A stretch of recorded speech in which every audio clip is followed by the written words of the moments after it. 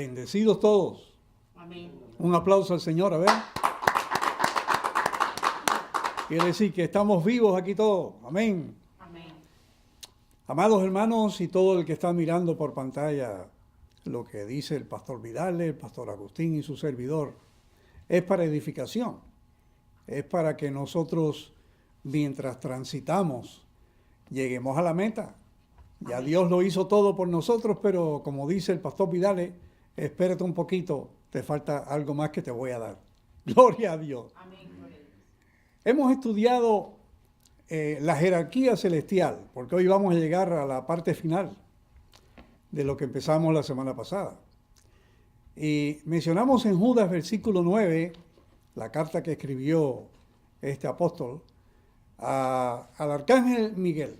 La Biblia menciona un solo arcángel en los libros que escribieron los profetas del Antiguo Testamento.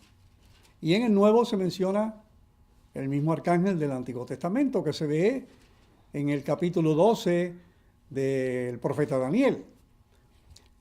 En la jerarquía nosotros vemos en secuencia los que vienen después. La Biblia dice en Génesis capítulo 3 que Dios puso querubines en plural a las puertas, a la puerta del Edén, para que Adán y Eva no regresaran al árbol de la vida, ni siquiera a sus descendientes. Querubines. La Biblia menciona en el capítulo 14 del profeta Isaías y el capítulo 28 del profeta Ezequiel a un querubín. Pero la Biblia dice que era grande. Y es la única vez en la creación divina cuando Dios da a conocer en la forma que se creó este querubín, la música que se empleó, las joyas preciosas que se le pusieron en su vestido, la posición que le dieron, porque dice que estuvo allá en lo alto, en el monte de Dios. Pero que este querubín un día se miró, tal vez, no sé, en el mar de cristal del cielo y dijo, qué bello soy, porque dice que era hermoso, era perfecto. Y quiso ser semejante a Dios y quitar a Dios del trono y ponerse él. Eso lo dice la Biblia, de ese querubín. Pero hay más querubines. En el capítulo 6 del profeta Isaías se mencionan serafines. Serafines, que es otro cargo que Dios puso en estos seres creados, como los que cuidan, rodean, están sobre Dios y los que alaban a Dios. Y se encuentra en el libro de Ezequiel capítulo 1 también. Ahí están ellos con las alas y todo, idénticamente. Entonces, dice que Usías había muerto y en ese año el profeta dijo, yo vi al Señor sentado sobre un trono alto y sublime, y sus faldas henchían el templo. Y encima de él estaban serafines. Cada uno tenía 6 alas.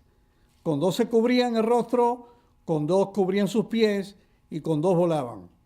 Y uno daba al otro voces diciendo, Santo, Santo, Santo, Jehová de los ejércitos, toda la tierra está llena de su gloria. Y ahí sigue hablando el profeta de los serafines y cómo un serafín vino e hizo una labor con él específicamente, con el profeta Isaías. Nosotros vemos en el capítulo 4, y quiero invitarle a los que tienen Biblias que vayan conmigo, porque vamos a entrar en una etapa ahora. Capítulo 4 del libro de Apocalipsis, donde vamos a ver en varios capítulos de Apocalipsis algo muy interesante. Antes de entrar en este capítulo 4, vamos a ver la jerarquía de nuevo. Me faltó una que la voy a incluir. Dice la Biblia que está el arcángel Miguel, que están serafines, que están querubines, y que, según dice Apocalipsis 5, versículo 11, hay millones y millones de ángeles. Pero el capítulo 1 y 2 del libro de Hebreos dice que Dios hizo al hombre un poco menor que los ángeles. Así que en criaturas, un poco menor que los ángeles. Y que Dios, cuando estaba creando la tierra, los ángeles alababan y los hijos de Dios en espíritu se regocijaban. Pero en creación, que es visible, están los ángeles, están los querubines, están los serafines, está el arcángel Miguel, y visiblemente en la tierra, nosotros los seres humanos, hablando genéricamente, los hombres. Ahí incluye a todos. Y entonces en el capítulo 4, miren qué belleza, porque ahora vamos a entrar en lo que Juan vio para el futuro. Como dice el pastor Vidal, la prolexia, algo que Dios dijo que va a suceder y está ahí como que ya sucedió, pero hay que esperar a que lo veamos realmente como es. Y en este capítulo 4, Juan miró y vio una puerta abierta en el cielo. Y la primera voz que oí era como de trompeta que hablaba conmigo diciendo, sube acá y yo te mostraré las cosas que han de ser después de estas. Y yo fui en el espíritu y aquí un trono que estaba puesto en el cielo y sobre el trono estaba uno sentado. Y el que estaba sentado al parecer como de una piedra de jaspe y de sardio. Y un arco celeste había alrededor del trono, semejante en el aspecto a la esmeralda. Vamos a hablar después de ese arco iris. Y alrededor del trono había 24 sillas, y vi las sillas 24 ancianos sentados vestidos de ropas blancas, que tenían sobre sus cabezas coronas de oro. Y del trono salían relámpagos y truenos y voces, y 7 lámparas de fuego estaban ardiendo delante del trono, las cuales son los 7 espíritus de Dios. Y delante del trono había como un mar de vidrio semejante al cristal, y en medio del trono y alrededor del trono 4 criaturas llenas de ojos delante y detrás. Y ahí las describe y dice que estas criaturas tenían cada uno 6 alas. Alrededor y de dentro estaba llena de ojos y no tenía reposo día y noche diciendo, Santo, Santo, Santo, el Señor Dios Todopoderoso, que era y que es y que ha de venir.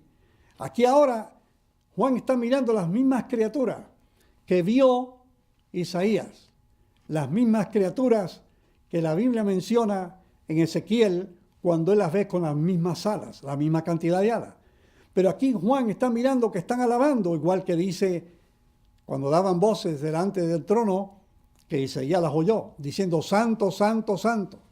Pero es que Dios está agregando algo que es donde queremos llegar, porque hemos hablado de los seres celestiales, que la sangre de Cristo, dijo el apóstol Pablo, pacificó el cielo y la tierra, porque había una discrepancia, que el querubín cubridor, el grande, hizo una división en el cielo y se llevó la tercera parte de ellos.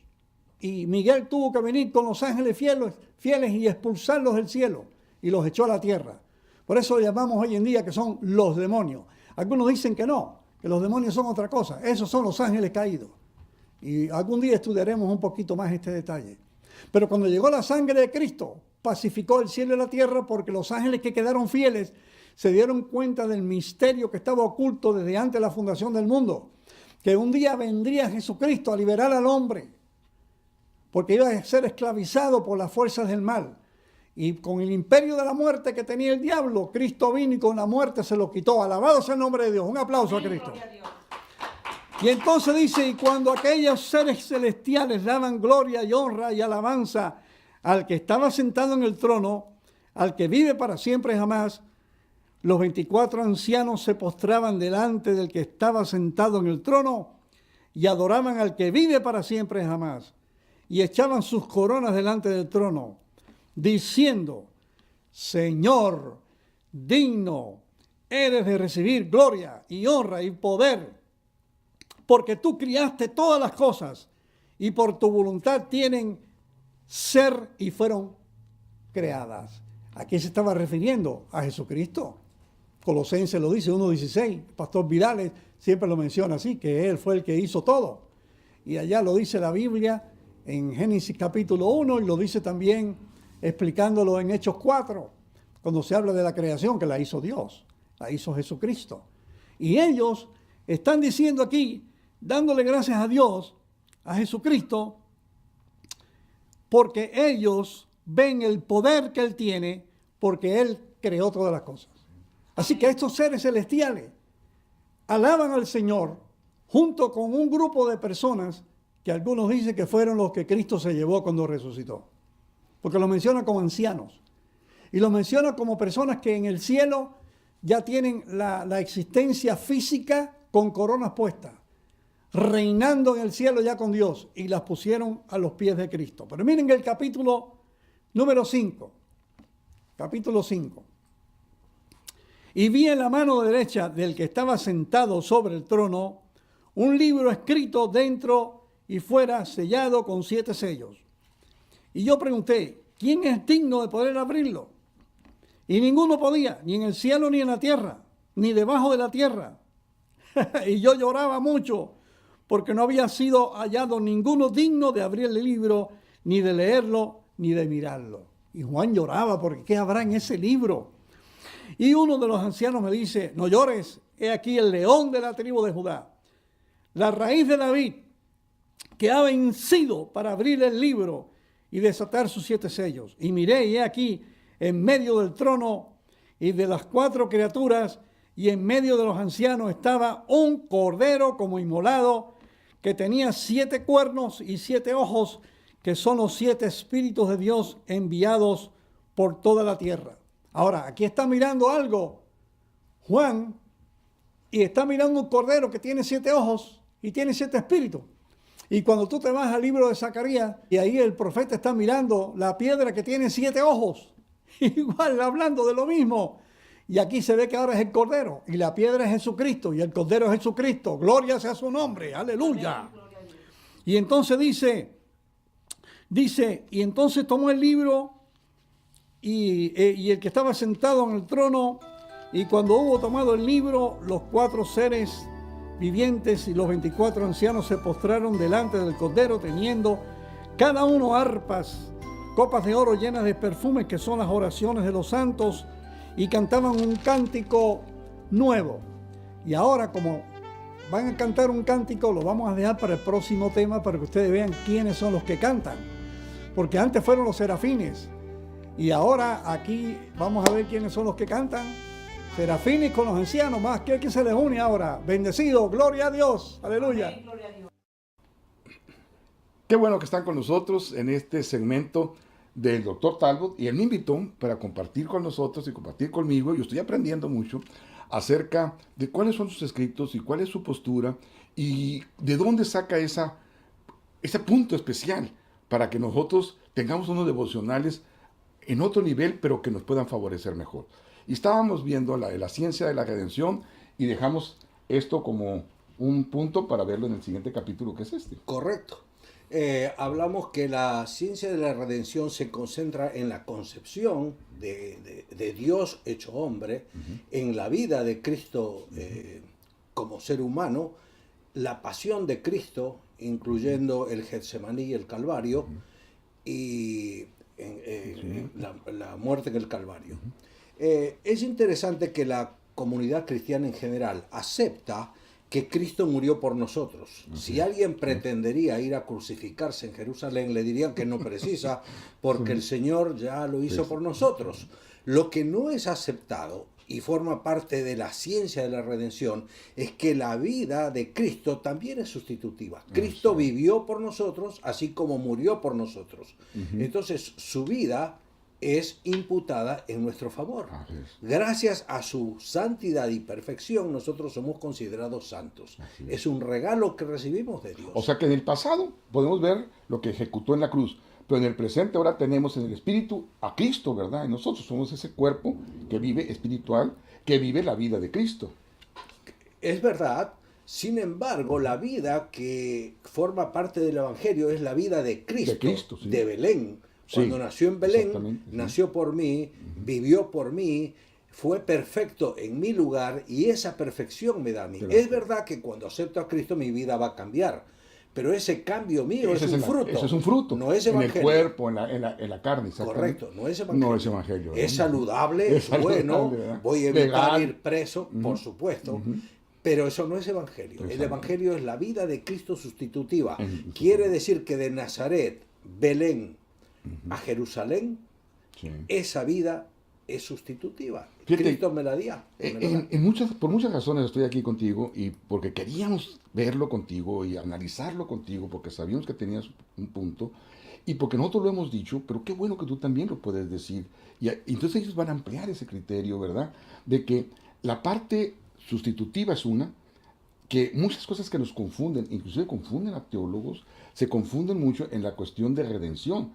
Hay que aceptar que nos redimió y que se intercambió y que no, que el hecho de que vivamos una vida mejor no quiere decir, como tú dices, que se ha cumplido el Evangelio. El Evangelio se cumplió en Cristo, ahora nos sustituye y en la vida espiritual vamos a tener la continuación más allá de la cruz, ¿verdad? Por supuesto.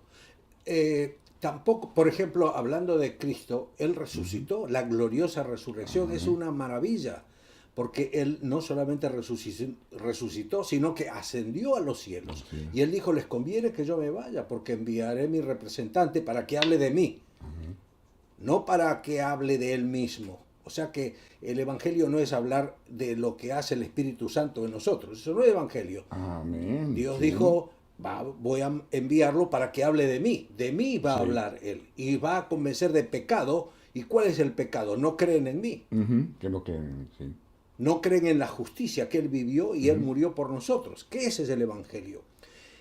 La resurrección de Cristo, la gloriosa resurrección, es una maravilla, es una buena noticia, pero no es Evangelio en sí mismo, Así es. porque el Evangelio comienza en Nazaret, sigue en Belén, continúa durante la vida de Cristo y finaliza en la cruz del Calvario. Así es. Amén. Ese es el Evangelio. Dice, Cristo vivió y Cristo murió en nuestro lugar Amén. y para nuestro beneficio. Eso es Entonces, Evangelio. tratar de explicar eso es el concepto que trato de ampliar en los libros que he escrito. Es interesante que cuando Jesús resucita, va camino a Emaús y van dos de sus discípulos caminando con él y dice, les abrió el entendimiento para que comprendan las escrituras. O sea, ellos habían que leído las decían, escrituras, pero no las comprendían. No. Una cosa es leer y otra cosa No es sabían comprender. lo que decían de él, Por ¿no? supuesto. Les abrió la mente porque la mente cerrada tiene celo de Dios, pero no conforme a ciencia, dice Pablo. Muy bien. Así que Reformen muy- su entendimiento. Dice Pablo. Correcto. Sí. Así que mente cerrada es peligrosa Así es. porque tiene celo de Dios. Entonces parece que es una mente abierta. Así es. Pero ese celo no es conforme a ciencia. Amén. ¿No se te hace, perdóname, Jorge, que lo que estamos participando con nuestros creyentes y con nuestros videntes, los que nos están viendo, lo podemos ampliar un poquito más en el próximo, pero sí dejar, yo creo, una perla, que vayan al capítulo 5 del libro de Mateo, en la historia del Evangelio, por cierto, después lo vamos a describir por qué decimos así, ahí está esa apertura, él habla de humildad. La humildad no es no tener dinero o ser más pobre, sino abrir el entendimiento, abrir a los campos de lo que él quería. Por eso es casi todo el capítulo 5 y capítulo 6. Yo creo que habla de esa apertura. Correcto. Y lo define como humildad, ¿verdad? Así es que les retamos a que estudien también junto con nosotros y que estén aquí en el próximo programa de Buenas Noticias de Gran Gozo, en este segmento fabuloso que es del doctor Jorge Talbot. Jorge, muchas gracias. Gracias a ustedes. Nos vemos en el próximo capítulo. Mis amigos de Buenas Noticias de Gran Gozos, para mí es un placer estar con ustedes y poder, ¿saben qué? No diría yo enseñar, sino estudiar juntos. Lo que nosotros hacemos en esta iglesia, nuestra iglesia, dijéramos, patrón base, es que siempre nació bajo enseñar, bajo estudiar. Y para nosotros, no nomás es venir y comentar, sino desde que uno empieza a preparar los temas, uno ya está estudiando. Y para mí me hace estudiar y me hace encontrar nuevas cosas. Y para los que participamos aquí, nos mantenemos continuamente en pláticas, siempre estamos hablando, nos vamos inclusive a comer y las comidas son estar repasando, ¿verdad?, los temas que sentimos que Dios nos da para ustedes. Bien, habíamos hablado de un tema interesante, ¿verdad?, en el anterior. Acuérdense de esa voluntad de Dios de que ahorita te abro algo de la luz y mañana te doy otro poco más, algo así dijimos, ¿verdad? Dijimos, sí, hay cosas que ahorita las conocemos y las vamos a conocer mejor después. O Dios nos dice, ya lo tienes, pero espérate un poquito. ¿En qué sentido? No quiere decir que la salvación va a esperar, la salvación tú la tienes, pero no eres trasladado, ¿verdad? O sea, eso se le llama prolepsia, ya habíamos dicho eso. O sea, Dios señala las cosas desde este momento. Por ejemplo, ¿desde qué momento eres salvo? Desde ya. ¿Para cuándo eres salvo? Para dos cosas. Uno, para que te goces aquí, pero también cuando seas trasladado. Eso es lógico, ¿verdad? Ahora, ¿por qué tiene esa implicación? Porque no suceden las dos cosas al mismo tiempo. Si hubieran sucedido las cosas al mismo tiempo, ya no estuviéramos aquí, ¿verdad? No tendríamos capaz de predicar el Evangelio. Hablamos inclusive del Evangelio. Acuérdense que el Evangelio nos dice eso mismo.